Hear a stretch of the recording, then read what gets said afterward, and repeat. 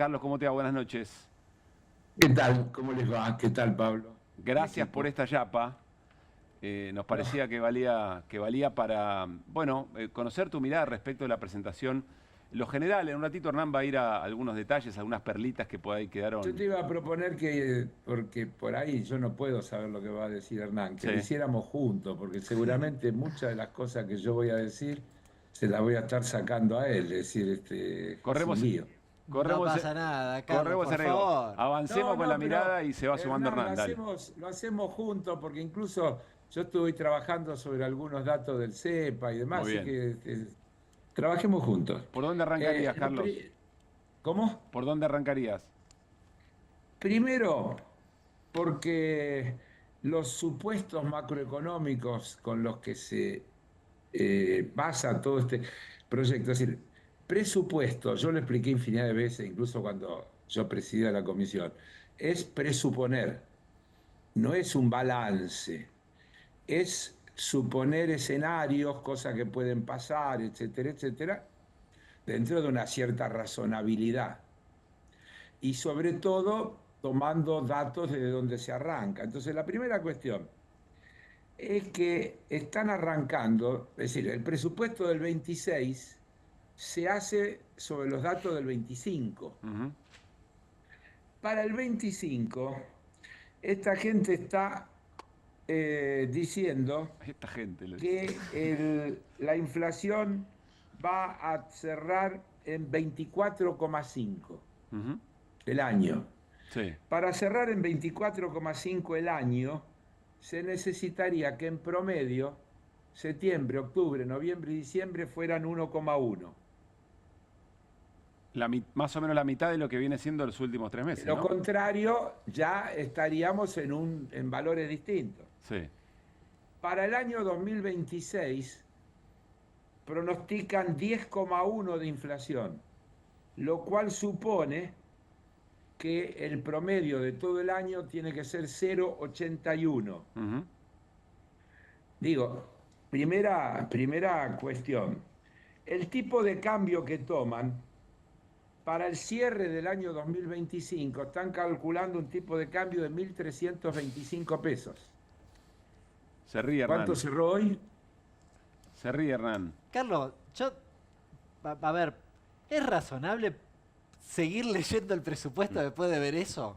Me parece un No, pero por eso escándalo. yo quiero, es que un poco es lo que estoy tratando de mostrar, que todo lo demás, Claro. si parto de ahí, el tipo de cambio para el 2026, que con el que está calculado este presupuesto, es 1.423 pesos por dólar. No hay por dónde entrarle, pero déjame que llegue Déjame otro una pregunta dato. antes. Una pregunta antes. Sí. Cuando vos eras parte de la fuerza oficialista, los presupuestos siempre, o toda fuerza siempre, tiraba un presupuesto tratando de acomodar un poco según mejor le convenía a cada gobierno. ¿O no? ¿No era así? No, yo por eso empecé diciendo que un presupuesto supone políticas. Ujú.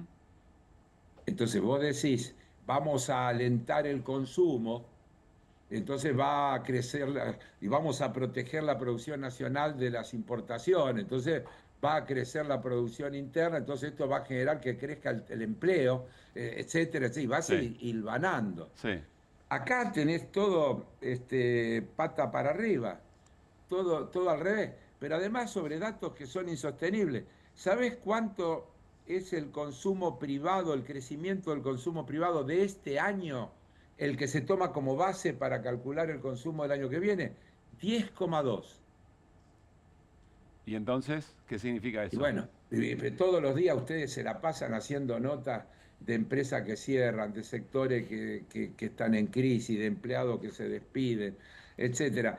¿Cómo diablo puede entenderse que va a dar 10,2 el crecimiento del consumo Está bien. privado? Ahí lo que decís, Sigo. pensando en lo que decías antes, no hay diseño de política que pueda justificar esos números para el presupuesto del año que viene. Claro. Está bien. Sigo. Dice Milei en el discurso, ningún país del mundo puede funcionar correctamente sin un presupuesto equilibrado. Pero más adelante dice que la Argentina es un defolteador serial, textual, motivo por el cual los mercados nos castigan, escuchá, aún siendo uno de los 5 países del mundo que tienen equilibrio fiscal.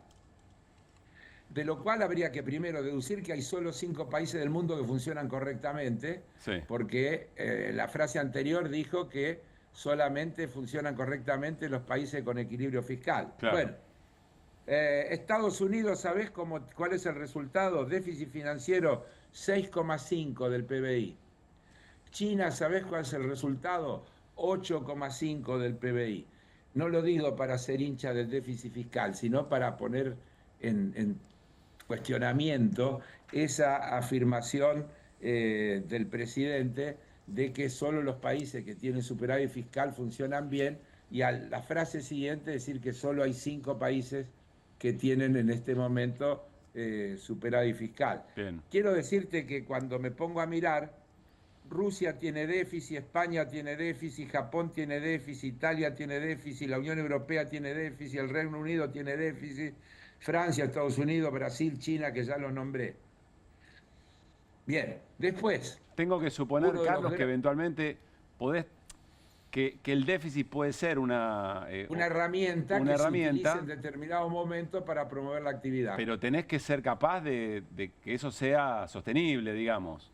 Garantizar que de alguna Claro, manera lo vas que a cubrir. sea verdaderamente una herramienta, que sea verdaderamente una Bien. herramienta y que tenga una proporcionalidad con el volumen de tu economía. Pero una de las claves en la que ustedes recién estaban hablando, que hoy los medios están martillando y demás, dijo el presidente textual: este presupuesto le asigna 4,8 billones de pesos a las universidades nacionales, aumenta el gasto en jubilaciones un 5% y en salud un 17%, ambas partidas por encima de la inflación, y el gasto en educación también se aumenta un 8% por encima de la inflación. Y siguió dando datos al respecto. Bueno, yo acá tengo un montón de datos que tomé del CEPA, de todo lo que entre enero y agosto se recortó, por ejemplo, en Superintendencia de Salud 56%, hospitales entre 30 y 38%, el Malbrán 26%, el ALMAT 27%, programas de prevención y caídas 100% de recorte, Seguridad Social y Programas Sociales, el ANSES 7%, menos 7% de ejecución, la Secretaría de Niñez y Adolescencia menos 72%, el INAE menos 75%, y puedo seguir matándolos de números. Pero además, y creo que este es un dato en el que, insisto, le pido también ayuda a Hernán, pero que creo que es importantísimo para entender, el artículo 30 del presupuesto 2026 dice: deróganse, presten atención, deróganse a partir del ejercicio fiscal 2026 las siguientes disposiciones legales. A. El artículo 9 de la Ley 26.206 de Educación Nacional y sus modificatorias, que es lo que establecía el artículo 6, que el presupuesto de educación no podía ser inferior al 6% del Producto Interno Bruto. Se deroga. Se derogan los artículos, se derogarían si se aprueba lo que mi ley está mandando. Se derogarían los artículos 5, 6 y 7 de la Ley 27.614 de Financiamiento del Sistema Nacional de Ciencia, Tecnología e Innovación. ¿Qué dice este artículo 5? Alcanzar en el año 2032 como mínimo una participación del 1% del Producto Interno Bruto de cada año. O sea, está renunciando a la mejora presupuestaria que se había planteado que como por meta. ley estaban establecidas y que fueron establecidas durante los gobiernos kirchneristas. Es casi El una confesión, artículo Hernán, 52 eso. de la Sí, Ley de además- Educación Técnica. A ver, Carlos, un segundo. No, además al calor, es muy interesante lo que dice Carlos, porque esto hay que leerlo al calor del discurso de Milei. Por Que eso. a la noche dijo, no, ahora le vamos a dar las universidades, al sistema científico. Y vos agarrás el presupuesto y dice lo contrario. Pero a ver, Carlos, sí, Pero, sí, dale. Fíjate, para la educación técnica, Sí. el artículo Voy al 52 de la Ley 26.058, un monto que no podrá ser inferior al 0,2% del total de los ingresos corrientes previstos en el presupuesto. Se derogaría 0,2% para educación técnica. Sí. El inciso 1 del artículo 4, Fondo Nacional de Defensa, también se deroga. Es decir, todas las cosas que se pusieron en las leyes para decir, mira, en esto no se puede gastar menos que tanto, en esto no se puede gastar menos que tanto, se derogan en el marco de un discurso donde dice vamos a aumentar. Por otro lado, quiero decir que tomemos el primero, universidades. Hoy salió el Consejo de Rectores a decir que el pedido es de 7,4, 7,3 billones y Milei está diciendo que se van a poner en el presupuesto 4,8. Pero Carlos, ayer a la noche Hernán ya tenía, o había sido un comunicado, o alguien le había pasado el dato de que efectivamente era así. Eran las 11 de la noche y todos estos datos ya los teníamos acá, los estábamos trabajando. Entonces la pregunta obligada es, ¿a quién quiere engañar Milei? ¿O en realidad es bien recibido por algún sector del poder económico? Porque lo que confiesa el presupuesto inmediatamente, para quien lo sabe leer, es que profundiza el ajuste. Las dos cosas, ¿no? Yo creo no son que, excluyentes. claro, yo creo que el objetivo es un discurso que confunda suficientemente a la opinión pública Sí. y que le dé argumentos a los que lo quieren acompañar y que tienen una gran presión social de sus respectivos electorados, diciendo, no, pero lo estamos acompañando porque está diciendo que el presupuesto del año que viene va a ser un presupuesto donde van a mejorar las partidas para educación, para salud, para ciencia y tecnología, para todas las cosas. Entonces, es un discurso mentiroso, lisa y llanamente, lo tengo que decir con esas palabras, que no se compadece con las cosas que dicen en el desarrollo del presupuesto, pero que por otro lado, como dije al principio, está completamente dibujado porque parte de supuesto que si hoy el tipo de cambio está en 1.480 y vos estás calculando el presupuesto del año que viene a 1.325, está claro que los números que estás calculando no te cierran. Déjamelo preguntarte al revés y se lo pregunto a Hernán también. ¿Qué tendría que pasar para que efectivamente el dólar pudiera, a final del año que viene, valer menos que lo que vale hoy? Te tienen que bañar de dólares. Pero el mismo presupuesto dice que vos vas a tener saldo comercial negativo para el 26, 27 y 28 de 16.500 millones de dólares. O sea, no sé, va a haber una lluvia de inversiones, ¿te suena? Lluvias de inversión extranjera directa, o la gente masivamente va a sacar los dólares del colchón. No hay muchas formas más para que aparezcan dólares de manera masiva. Bueno, no tiene mucho sentido. Te puede prestar alguien. Sí, también puede, pero tendrías que ponerlo en juego, porque si te presta el fondo, ya te prestó el fondo. Sí. Y no pasó eso que vimos. Quiero repetir. Que Milei dijo va a ir al piso de la banda? Nunca pasó. Sí. Así que, como que tampoco es garantía, ¿no? Sí, Carlos. Quiero repetir un dato que creo que comentamos el otro día. Con la liberación de la restricción de compra de divisa para las personas humanas en abril de este año, lo que llaman levantamiento del cepo, las personas humanas han realizado compras netas por un total de 17.500 millones de dólares, de los cuales, de los 17.500, 15.800 corresponden a compras netas de billetes sin fines específicos. En comparación, las exportaciones de oleaginosas y cereales, el sector que resulta el mayor oferente de divisas, responsable del 48,5% de las exportaciones totales, totalizó 13.900 millones en el mismo periodo. Oleaginosas y cereales, 13.900, la mitad de las exportaciones argentinas. Compra de divisas por personas humanas en el mismo periodo, 17.500. Es decir, las exportaciones no alcanzan ni siquiera para satisfacer la demanda de compra de la gente que quiere comprar dólares, pero habría que agregarle que están los datos por todos lados. De acá a enero hay obligaciones en dólares del Tesoro por 8.100 millones. De acá a enero, antes que empiece el próximo ejercicio. Moraleja no cierra por ningún lado. Moraleja, no cierra por ningún lado. Carlos, déjame hacerte dos preguntas finales. La primera, ¿vos le ves voluntad al gobierno de ir a discutir esto al Congreso o crees que otra vez puede repetirse la idea de, bueno, si no es esto, esta es mi única oferta, levanto y seguimos prorrogando la anterior? A ver, hoy el presidente de la Comisión de Presupuestos citó para el miércoles que viene a la Comisión de Presupuestos para comenzar a debatir la metodología de la discusión, Sí. a quién se va a invitar, etcétera, etcétera. Me llama la atención, se apuró, está bien, creo que, y es inobjetable, citó, todavía no hubo tiempo, pero hoy ya citó a esa reunión.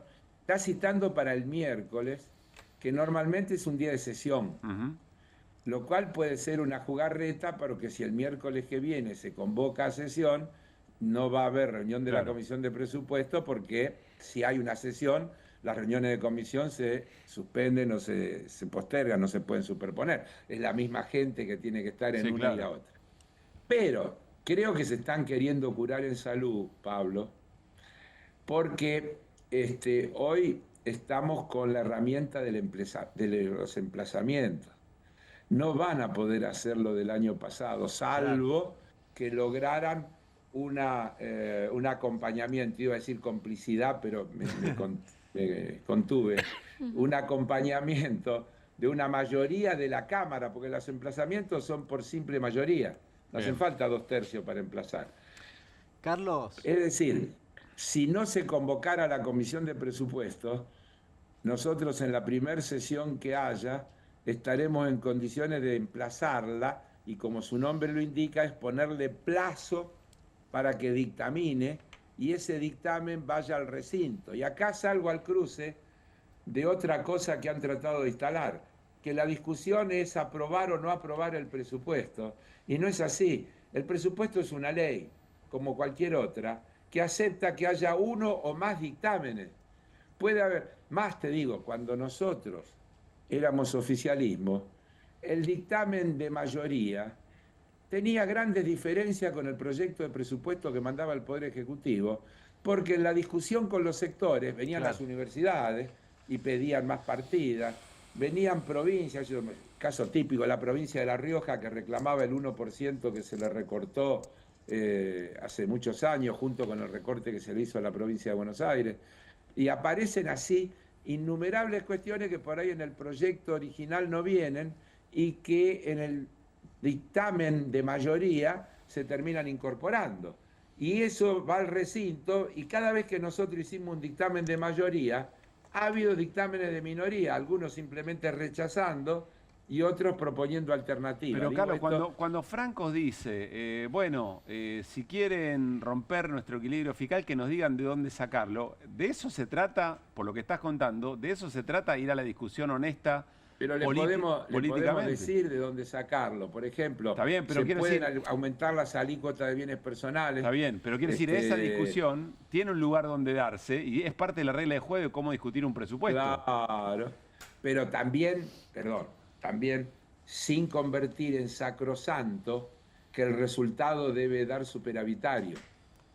Y esto me permite decir otra cosa, que no, calladito la boca, en el proyecto del Ejecutivo, junto con el presupuesto, llegó un proyecto de ley que se llama Ley de Compromiso Nacional para la Estabilidad Fiscal y Monetaria, que es algo que el presidente venía amenazando, y aquí mando, que es un proyecto que convierte en delincuentes a los legisladores que voten un presupuesto que no sea superavitario.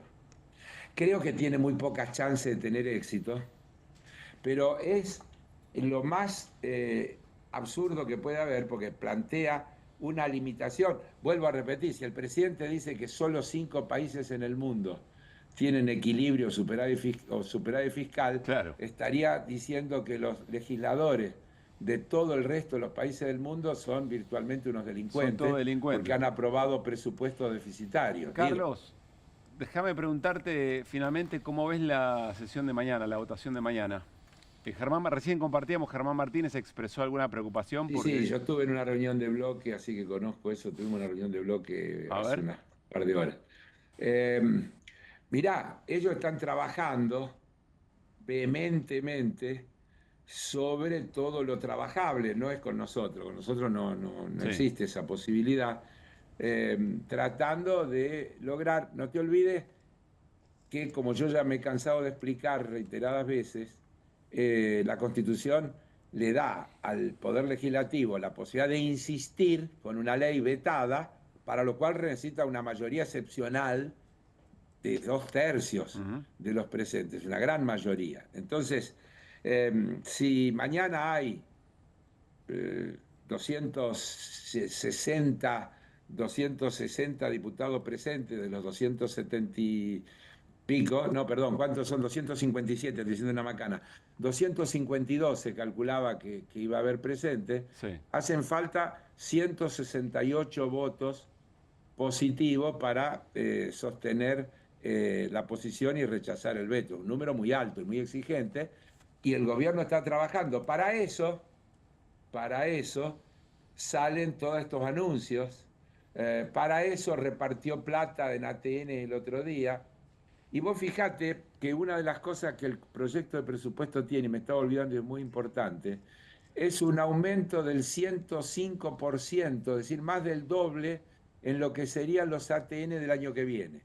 Lo que más aumenta en el proyecto de presupuesto son los ATN. Es una promesa. Juntá esto con mi teoría, Sí. juntá esto con mi teoría que expuse en tu programa el jueves pasado, juntalo con los 4 ATN que le dieron a 4 provincias hace 48 horas, y ahí tenés una clave de lo que el gobierno está tratando que pase mañana. Bien. Que diputados y diputadas de algunas provincias, presionados por sus gobernadores, a los que se le promete que si rechazan los vetos van a tener vía ATNs discrecionales mucho más recursos para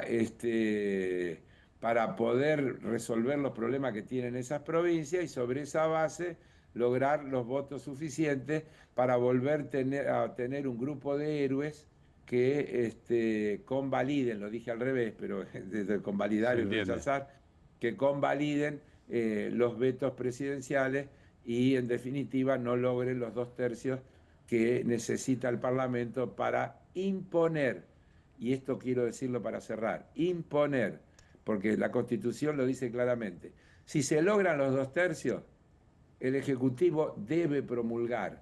Fíjate que en la que logramos los 2/3 igual no reglamentan y hacen un montón de chicana y no quieren cumplir y siguen dando vueltas, violando práctica y conceptualmente lo que la Constitución establece de la división de poderes. Bien.